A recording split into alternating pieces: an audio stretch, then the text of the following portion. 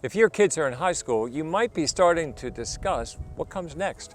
And that's probably going to be college or some sort of higher education. There's probably a lot of questions that swirl around during this period, like where can I get into school? What should I study? How can I afford it? Now that last question, how can I afford it? That is really, really key.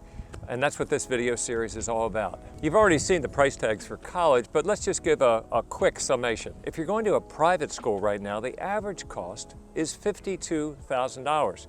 Now that's for room and board, tuition and fees. So that's all your major costs except for books, $52,000. If it's a state school and you're in state, you can do it for about half that, about $26,000. And let's not even talk about the price tags on those elite universities. And of course, these expenses are only for 1 year. Suppose you have another child that's coming behind this child who's going to be in college at the same time, or maybe 2 or more kids. The cost can seem totally out of reach. Now, I'm speaking from personal experience here because my wife and I were in exactly this situation, and we didn't seem to think at the time that there was any way that we were going to be able to send our kids to good colleges. But the more I started looking into it, the more I discovered that there were many resources available that would help us to pay for college. And you know, it seemed like they were kind of working with us. It almost seemed like they were a team, like we were building a team to help pay for college expenses. Because this felt like a team, I call it the team approach to paying for college.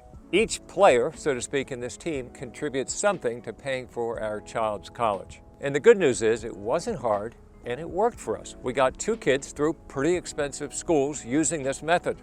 It's a little creative, but like I said, it's not hard. And in this video, along with the following 3, because this is going to be a 4-part series, I'm going to give you the techniques and the sources so that you can use this to help pay for your kids' college education. Now, I usually ask people to subscribe if they like this video, but in this particular case, because we're talking about saving large sums of money, I'm just going to say definitely stop what you're doing, tap on the subscribe icon, tap on the chime, because this video, along with the other ones, may help you to save thousands of dollars, and that's not something that any of us want to miss. So let's meet the first team member, and that is what we call grants. And that's going to be probably our most powerful team member. Now, grants are things that colleges will give you to reduce the cost. It's a discount. The way I like to think about it is that it's free money. It's a discount off the top of the annual cost. Now, how much money can you save? At the end of this video, I'm going to give you a true story of something that happened in our family. So that is worth waiting for, believe me. Grants are part of an overall package, which is referred to as financial aid. So there's other components, and we're going to go into those in detail in later videos. But for the moment, we're just going to focus on grants. They are so powerful. To get a grant, we have to apply for it. And the way we apply for it is by filling out a form with a crazy name. It's called the FAFSA, and I will spell it out right here. The FAFSA is basically an online form that you enter your financial picture into. How much money do you have in the bank? How much money do you make? Do you own a home? Do you rent an apartment? What kind of cars do you drive? I think even that's down there. It basically gives an overall financial picture that the college or university can evaluate in determining whether or not you need financial aid. To put it simply, the more money you have, the more assets you have, the less money the college is likely to give you in the form of a grant. And the opposite is true. The less money and assets you have, the more likely it is that you will get a grant, and a larger grant potentially, from a college. It will only take you about an hour to fill out this FAFSA application, and it is well worth the time investment. Without filling it out, you won't be considered or eligible for financial aid. In other words, you won't have a chance to get any free money. And I've known some people that have thought, you know, I'm not even going to bother filling this out. I don't think I'm going to get any financial aid. Fill it out anyway. You might be surprised. Another important note, the FAFSA has a deadline. Make sure you know what the deadline is. If you miss the deadline, you will not be considered for financial aid in that year. So this deadline is very important. Make a note to yourself and put it someplace where you can see it so that you don't miss the deadline. And by the way, I have actually known people that have missed the deadline by 1 or 2 days, and they missed out on any potential grant that they would have gotten in that year of college. So it's really kind of a sad situation. Now, there's another form that you might run into, and this is called the CSS profile. This is like the FAFSA, but it's a form that other schools use that's different. They might want just the CSS profile, or they might want the FAFSA and the CSS profile. Some people also refer to it as the CSS or the profile, but check with your child's school and find out what they require. It's the same kind of thing. It's an online picture of your financial information. It's just that some schools use a different form or use the two together. After you fill out these forms, then the college will process them and you will be notified of any potential award of financial aid. I like that word, award. Whether or not you will be awarded, your child will be awarded financial aid or a grant in this particular case. By the way, if you know a parent that has a child that is approaching college age, please share this video with them so that they can learn this technique and other techniques in this series to save money in order to pay for college. So the big day arrives and the letter comes with your, hopefully, an award of financial aid. And this will probably come by email. So let's do an example here. Let's say that your child has been accepted to a state college of some sort and it is a $25,000 cost for in-state tuition. The financial aid letter says that they will decrease the cost from $25,000 to $20,000, thereby saving you $5,000 in that first year. And that will probably continue for the subsequent years if your financial picture does not change. $5,000, that's a pretty significant award.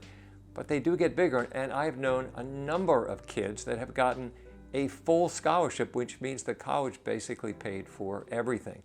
Okay, we're by the fire, it's getting toasty in here, and I'm going to finish up today with a financial aid success story, true family story. And there are two benefits that I really want you to take away from this story. When my daughter finished her freshman year in college, she decided to transfer to a different school.